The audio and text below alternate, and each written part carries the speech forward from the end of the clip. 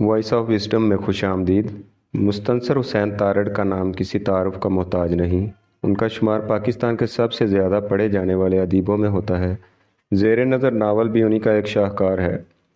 इस एपिसोड के इख्तिताम पर अपनी राय का इज़हार कमेंट बॉक्स में ज़रूर कीजिए ताकि हम आपकी पसंद के मुताबिक कंटेंट आपकी नज़र कर सकें। शुक्रिया। चलते हैं अब किताब की जानब। स्टीमर रात की तारीकी में रोदबार इंग्लिस्तान के सर्द और बफरी हुई मौजों को चीरता फ्रांस की बंदरगाह डनक्रक की जानब रवां था।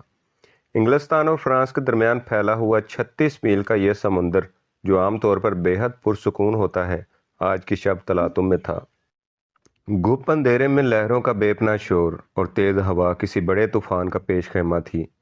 तुंद लहरें समंदर के सीने में से अपना मुहीब वजूद उभारती और एक खौफनाक धमाके से स्टीमर से आ टकराती। सन्नान इसी स्टीमर पर लंदन से पेरिस जा रहा था। सन्नान ने खुनकी से बचाव की खातिर अपनी सफ़ेद बरसाती का कॉलर गले के गिर्द लपेट लिया और अपनी तवील सयाहत के बारे में सोचने लगा।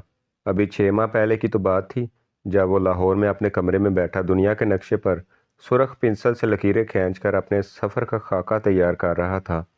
और फिर खुश्की के रास्ते ये सफ़र शुरू हुआ। अफ़गानिस्तान, ईरान, तुर्की, बल्गारिया, यूगोस्लाविया, ऑस्ट्रिया, इतालिया, Switzerland, Germany, Denmark, Sweden, Norway, Holland और बेल्जियम से होता हुआ वो इंग्लिस्तान पहुंचा था। इस तवील सफ़र ने उसे थका दिया था। लंदन से रवाना होते वक्त उसे एहसास हुआ था कि अब उसके सफ़र का इख्तिताम होने को है। फ्रांस और हिस्पानिया की सियाहत के बाद वह घर की सिमत में चल खड़ा होगा। उसका प्यारा घर, जहाँ उसकी नन्ही मुन्नी बहनें और मुशफ़िक़ वालिदैन उसकी वापसी का इंतज़ार कर रहे थे। अरशे पर अब वीरानी का राज था। अलबत्ता तूफ़ान की शिद्दत में कमी वाक़ हो चुकी थी और स्टीमर नहायत पुरसुकून अंदाज में फ्रांस के साहल की जानब बढ़ता चला जा रहा था। स्टीमर के गिर्द बने हुए आहनी जंगले के ऊपर बंधे हुए रस्से पर 2 बल्ब झूल रहे थे, जिनकी मध्यम रोशनी अरशे के भीगे हुए तख्तों पर चमक रही थी। केबिन की दीवार के साथ खाली आराम कुर्सियों की एक कतार थी। सन्नान वहीं एक कुर्सी पर बैठ गया। थोड़ी देर बाद उसे एहसास हुआ कि वो अरशे पर अकेला नहीं, बल्कि साथ वाली कुर्सी पर एक और मुसाफिर मौसम की सख्तियों से बेनियाज टांगे फैलाए सो रहा है। उसने सर से पांव तक अपने आप को एक भारी सुर्ख कोट से ढक रखा था। एकदम स्टीमर का गिगयाया हुआ भोंपू जोर से बजा। ओह, कितनी सर्दी है! हो।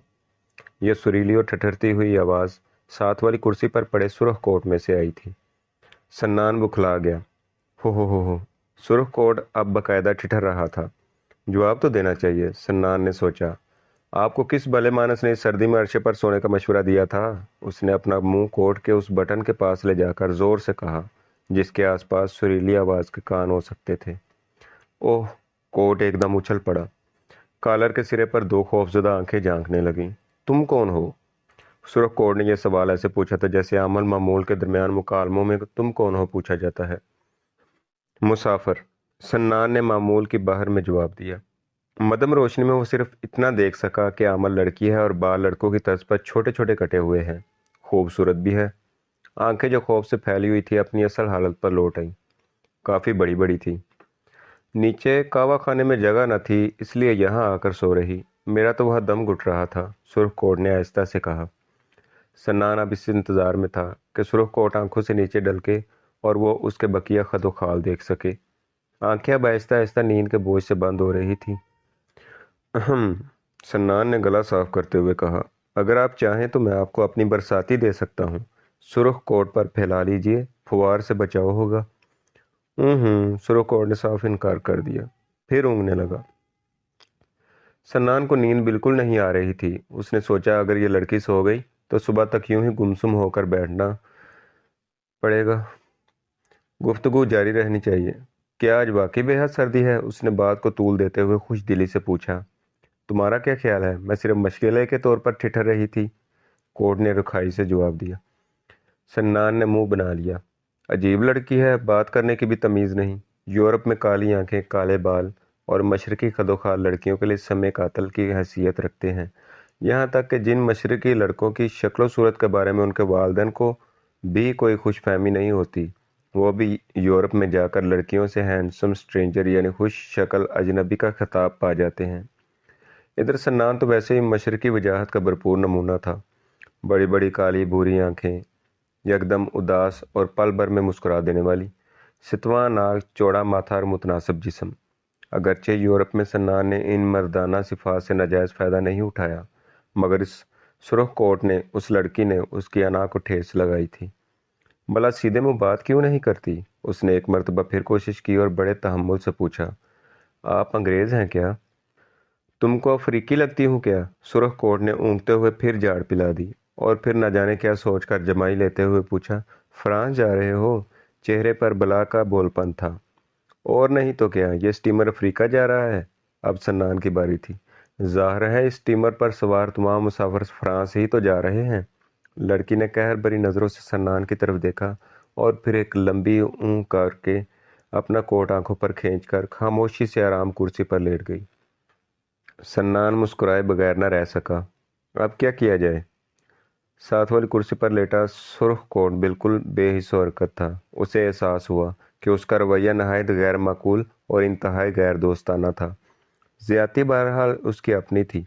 भला मज़े से सोती हुई एक खूबसूरत लड़की के कान में इस तरह तान लगा देना कहाँ की शराफत है? माजरत करनी चाहिए, सन्नान ने फैसला किया। हेलो, उसने कोट के कॉलर से मुखातब होकर सरगोशी की। कोट साकन पड़ा रहा। मैंने कहा हेलो, सन्नान ने कदरे बुलंद आवाज में कहा। ओ क्या मुसीबत है, सोने भी दोगे या नहीं? कोट एकदम हड़बड़ा कर उठ बैठा। वो नहायत बरहम नजर आ रही थी। मैं दरअसल आपसे, मेरा मतलब है कि मुझे बेहद अफसोस है, मैंने आपको खामखा डरा दिया। सन्नान के लहजे में माजरत थी। एक बार नहीं बल्कि 2 मरतबा। लड़की ने दोनों मुठ्ठियां बेचकर नन्हे बच्चों की मानद अपनी आंखें मली। आप फ्रांस जा रही हैं? सन्नान के मुंह से बेख्तियार वही जुमला निकल गया जिस पर इससे कबल हंगामा हो चुका था। और नहीं तो क्या, ये स्टीमर अफ्रीका जा रहा है। जाहिर है इस स्टीमर पर सवार तमाम मुसाफिर। उसने उंगलियां नचाकर फिक्रा अधूरा छोड़ दिया और खुद खुद ब खुद मुस्कुराने लगी। इस वक्त सन्नान का जी चाहा काश उसके पास भी कुछ सुर्ख कोट होता ताकि वो जवाबन एक लंबी ऊँ करके उसे ओढ़कर वहीं कुर्सी पर लंबा पड़ जाता। मैं सिर्फ माजरत करना चाहता था। सन्नान अपनी खफ्त मिटाने की खातिर जेब से सिगरेट निकालकर सुलगाने की कोशिश करने लगा। समंदर से अब भी हल्की हल्की फुहार उनके चेहरों पर पड़ रही थी, इसलिए सिगरेट न चल सका। और कुछ? लड़की ने कोट का कॉलर आंखों से सरका कर नीचे कर लिया। वाकई वो खूबसूरत थी। कुछ नहीं, सन्नान ने चिल्लाकर सिगरेट फेंक दिया। अब आप सो सकती हैं, मैं हरगिज मुखल नहीं होगा। तकरीबन 1 घंटे तक हमें फ्रांस के साहल की पहली झलक दिखाई देने लगेगी। लड़की ने एक अचड़ती हुई निगाह अपनी चौकोर जिन्नाती डायल वाली घड़ी पर डालते हुए कहा। अब सोकर क्या करूंगी? सन्नान खामोश बैठा रहा। क्या तुम पहली मर्तबा फ्रांस जा रहे हो? उसने गर्दन को हल्का सा खाम देकर सन्नान की जानब देखा और जो आपका इंतजार किए बगैर बड़ी मासूमियत से कहने लगी, मैं तो हर साल जाती हूँ। आप भी इस बूढ़े सकाट की तरह हर हफ्ते क्यों नहीं चली जाती? सन्नान ने यूं ही हाँक लगाई। कौन सा बूढ़े स्कॉट की तरह? अपना यार है, नीचे कहवा खाने में बैठा विस्की पी रहा है। लड़की की आंखें आपके हैरत से फैल गईं। बहरहाल आप कह रही थी कि आप हर साल फ्रांस जाती हैं। सन्नान का मूड खासा बेहतर हो चुका था। हाँ बिल्कुल, लड़की फिर गोया हुई। वो इसलिए कि मेरा बाप अंग्रेज है और माँ फ्रांसीसी थी। थी? हाँ, मर चुकी है। हसरत उन गुंचों पे आंखें और ज्यादा फैल गई क्योंकि फिक्रा उर्दू में अदा हुआ था। अजीब अजीब बातें करते हो, लड़की ने सर झटक कर कहा। मैंने अपनी जुबान में अफसोस का इजहार किया था। सन्नान ने बड़ी संजीदगी से कहा। बहरहाल आप कह रही थी कि आपकी वालदा मोहतरमा पा चुकी हैं। यह अंदोनाक सान्या कब हुआ था? तब मैं बहुत छोटी थी, मुझे तो उसकी शक्ल भी याद नहीं। लेकिन हर साल फ्रांस जाने से उसका क्या ताल्लुक? अभी बताती हूँ। उसने बिल्कुल बच्चों की तरह खुश होकर फिर कहना शुरू किया। मेरी खाला पेरिस में रहती हैं। डैडी डियर मुझे गर्मियों में उनके पास भेज देते हैं और मैं वहाँ क्रिसमस तक रहती हूँ, यानी 25 दिसंबर तक। सन्नान ने लुकमा दिया। तुम्हारे यहाँ क्रिसमस क्या जून में होती है? हमारे यहाँ क्रिसमस सिरे से होती ही नहीं। ये कैसे हो सकता है? उसने हैरत से कहा। 25 दिसंबर का दिन तो हर मुल्क में आता है। हाँ, लेकिन क्रिसमस हर मुल्क में नहीं होती। हम मुसलमान हैं और क्रिसमस नहीं मनाते। अजीब बात है। उसने एक मरतबा फिर सर झटका। मेरा ख्याल था कि क्रिसमस तमाम मुल्कों में मनाई जाती है। हाँ तो आप कह रही थी। हर मर्तबा बीच में टोक देते हो, पूरी बात ही नहीं सुनते। जी, सन्नान ने सर झुका लिया। अब नहीं टोकूंगा। जाने में क्या कह रही थी, लड़की ने मुंह बनाकर कहा। आपका बाप अंग्रेज़ है, माँ फ्रांसीसी थी, मर चुकी है, खाला पेरिस में क्रिसमस वगैरह। हाँ हाँ, तो मैं क्रिसमस तक पेरिस में रहती हूँ और फिर वापस नोटिंगम चली जाती हूँ। वैसे पेरिस में इंग्लिस्तान की निस्बत सर्दी का मौसम कदरे गवारा है। मुझे सर्दी बिल्कुल पसंद नहीं। सन्नान अब लड़की की मासूम बातों में बेहद दिलचस्पी ले रहा था। बेपनाह बेसाख्तगी थी उनमें। कहते हैं हर इंसान के, हर तहजीब याफ्ता इंसान के दो मुल्क होते हैं, एक उसका अपना और दूसरा फ्रांस। आप पर यह रवायत 100% सादक आती है, सन्नान ने मुस्कुराते हुए कहा। फ्रांस के बजाय पेरिस कहना चाहिए। पेरिस बेहद हसीन शहर है, ख़ास तौर पर दरियाए सीन और उसके खामोश किनारे, जहाँ मैं हमेशा शाम डले शहर को निकल जाती हूँ और रात गए तक अकेली घूमती रहती हूँ। अकेली? हाँ, बिल्कुल अकेली। सन्नान सोचने लगा कि पेरिस जैसे शहर में इतनी हसीन लड़की को लोग अकेले कैसे घूमने देते हैं। सुबह काजब के आसार नमूदार हो रहे थे और जंगले के ऊपर रस्से से लटकते हुए कमकमों की रोशनी अब मांद पड़ती जा रही थी। स्टीमर के गिर्द फैला हुआ समंदर, जो पिछली शब एक मुहीब अफरियत की मानद चिंगाड़ रहा था, अब एक वसी सुरमई सहरा की मानद खामोश और पुरसुकून लेटा हुआ था। हवा भी थम चुकी थी। दूर उफ़्क़ पर एक हल्की सी लकीर उभरी।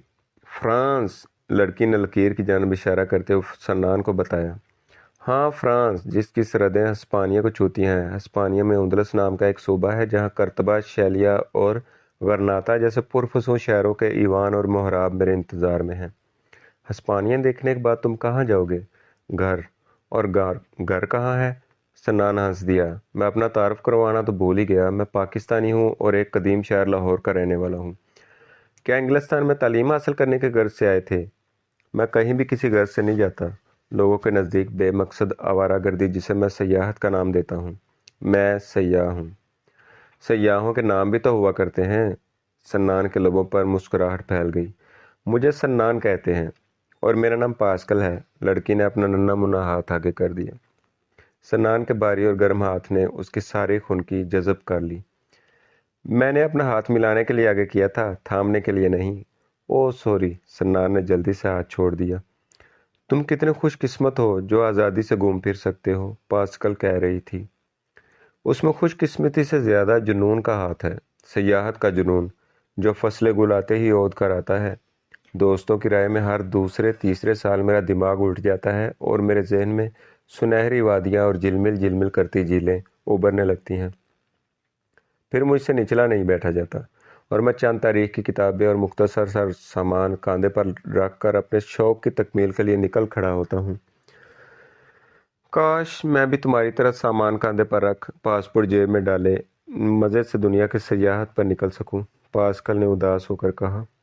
इंतज़ार किस बात का है या किसका है?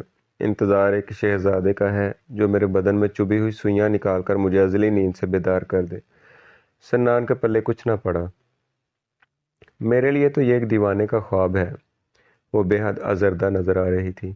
सन्नान ने पहली मर्तबा उसे गौर से देखा। उसकी बड़ी बड़ी आंखें गहरे नीले रंग की थीं और सितवा नाक सिरे पर कदरे ऊपर को उठी हुई। सुर्ख और सफ़ेद गोल चेहरे पर छोटे कटे बाल बेहद भले लग रहे थे। पिछली शब को तारीकी में वो उसे अच्छी तरह नहीं देख सका था। वो यकीनन बेहद हसीन थी। सन्नान ने सोचा, अगर इस लड़की को मर्दाना कपड़े पहना दिए जाएं तो एक नहायत हसीन व जमील हिप्पी लड़का बन सकती है। सूबेदार दिलनवाज खान की बताई हुई दो बातों में से एक तो पेरिस के बारे में दुरुस्त साबित हो गई है। अब देखे दूसरी का क्या बनता है। सन्नान ने उसकी आंखों को गौर से देखते हुए कहा। पास्कल ने सन्नान की तरफ यूं देखा जैसे कह रही हो, फिर अजीब अजीब बातें कर रहे हो। हमारे गांव में एक रिटायर्ड सूबेदार इस नाम का गुजरा है। सन्नान ने सिलसिला कलाम जारी रखा। वो दूसरी जंग अजीम में फ्रांस के महाज पर लड़ा था। हम बचपन में गांव से बाहर उसके डेरे पर चले जाते और उससे पेरिस के बारे में कहानियां सुनने की फरमाइश करते। वो हमेशा दो बातों का जिक्र करता कि बेटा, पेरिस की नौआम औरतों की आंखें नीली होती हैं और वो वहाँ सड़कें शीशे की बनी होती हैं। पास्कल कदरे झींप गई। कम से कम दूसरी बात तो गलत है। शीशे के बजाय पेरिस की अक्सर सड़कें खुरदरे पत्थरों से बनी हुई हैं। तुम्हें यह कैसे मालूम हो गया कि पहली बार दुरुस्त है? पास्कल का चेहरा सुर्ख हो गया। सन्नान को मशरकी हया का ये अंदाज मगरब में देखकर बेहद हैरत हुई। ورنہ کوپن ہیگن کے طوالی باغ میں تو ایک لڑکی نے اسے کھلے بندوں باہوں میں جکڑ کر خوبصورت گڈے کا خطاب دے ڈالا تھا۔ بے شرم کہیں کی، لوگوں نے بڑے مشکل سے جان چھڑائی۔ مجھے بھی بچپن میں بتایا گیا تھا کہ پاکستان میں یا تو راجے مہاراجے ہوتے ہیں یا فقیر، مڈل کلاس سرے سے ناپید ہے۔ دونوں میں سے کوئی بات درست ثابت نہیں ہوئی، پاسکل نے ہنس کر کہا۔ سنان اور پاسکل وہاں بیٹھے خاصی دیر تک یوں ہی باتیں کرتے رہے۔ وہ اسے پیرس اور اس کے گرد و نواح میں پھیلے ہوئے جنگلوں اور خوبصورت قصبوں کے بارے میں بتاتی رہی، اور سنان اسے اپنے طویل سفر کے دوران میں پیش آنے والے دلچسپ واقعات سناتا رہا۔ کس طرح افغانستان کے وسیع صحراؤں میں وہ ایک حادثے سے دوچار ہوا اور اسے کئی روز ایک ویران کاروان سرائے میں گزارنی پڑی۔ برف پوش کوہارات کا ذکر آیا، جس کی چوٹی پر ایک روایت کے مطابق حضرت نوح کی کشتی لنگر انداز ہوئی تھی۔ استنبول سے چند میل دور شہزادوں کے جزیرے میں ایک عجیب و غریب یونانی لڑکی سے ملاقات، سوئٹزرلینڈ کے بلند پہاڑوں میں ایک آسیب زدہ قصبے میں قیام، سویڈن کی ایک جھیل کے کنارے چاندنی رات میں ایک 12 سنگے سے مربیڑ، اور پھر بلیک فارسٹ جرمنی کی وہ چھوٹی سی ندی جہاں سے رومانوی دریائے ڈینیوب کا آغاز ہوتا ہے۔ پاسکل تھوڑی طرح ہاتھ رکھے اس کی تمام باتیں بے حد دلچسپی سے سنتی رہی۔ ہر اجنبی اور دور دراز کے ملک کے نام پر اس کا چہرہ مسرت سے دمک اٹھتا۔ سنان جو طبعاً خاموشی پسند واقع ہوا تھا، آج بے حد باتیں کر رہا تھا۔ ایک قصہ ختم ہوتا تو پاسکل منہ کھولے اس انتظار میں ہوتی کہ اب کسی اور انجانی جگہ کا تذکرہ چھڑے گا۔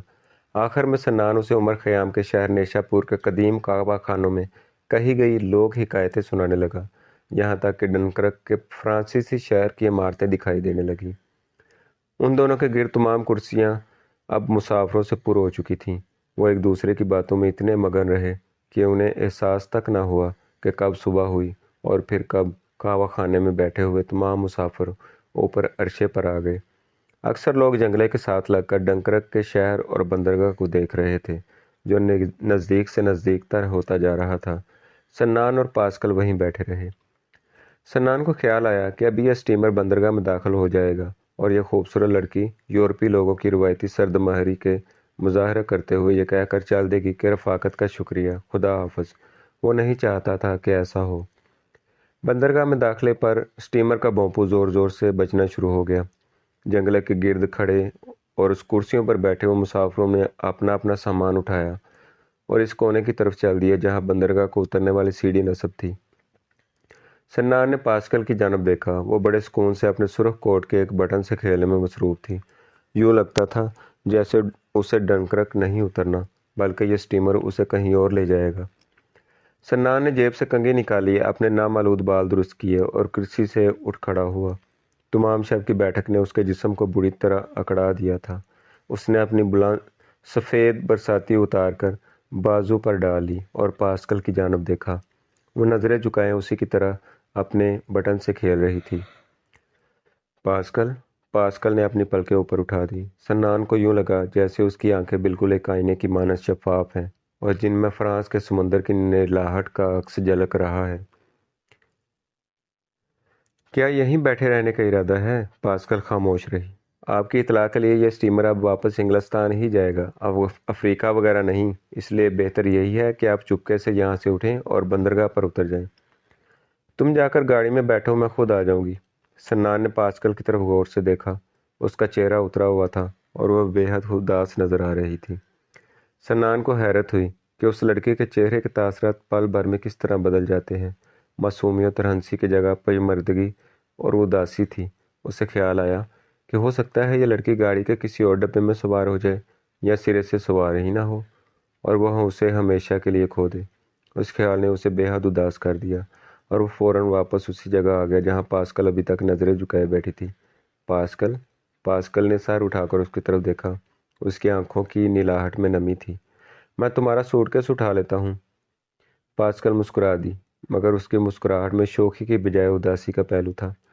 ڈیڈی ڈیئر نے میرا سامان لنڈن سے بک کروا دیا تھا، میرے پاس سوائے سرخ کوٹ اور ہینڈ بیگ کے اور کچھ نہیں۔ سنان وہی کھڑا رہا۔ وہ جاننا چاہتا تھا کہ یہ لڑکی اس کے ساتھ چلنے میں جھجک کیوں رہی ہے۔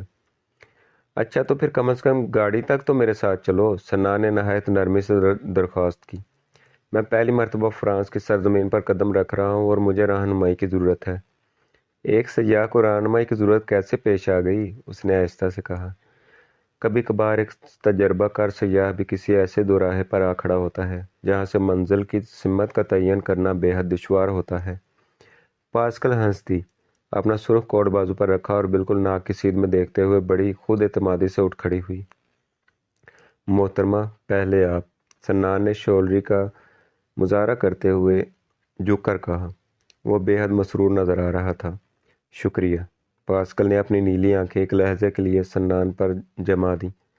سنان اسی طرح جھکا ہوا اس کے راستے سے ہٹ گیا۔ وہ قدرے جھجکی اور بندرگاہ کو اترتی ہوئی سیڑھیوں کی جانب رخ کر کے چلنا شروع کر دیا۔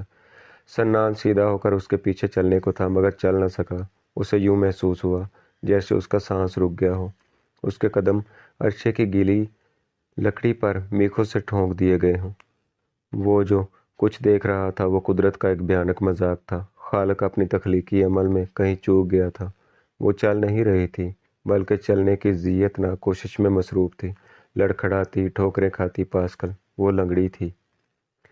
بے بسی اور غصے کے جذبات سے سنان کا دماغ دہکنے لگا اور اس نے اپنے سینے میں اس بے بس لڑکی کے لیے بے پناہ ہمدردی اور رحم کی ایسی لہر دوڑتی محسوس کی جس نے اس کے سارے جسم کو سن کر کے رکھ دیا۔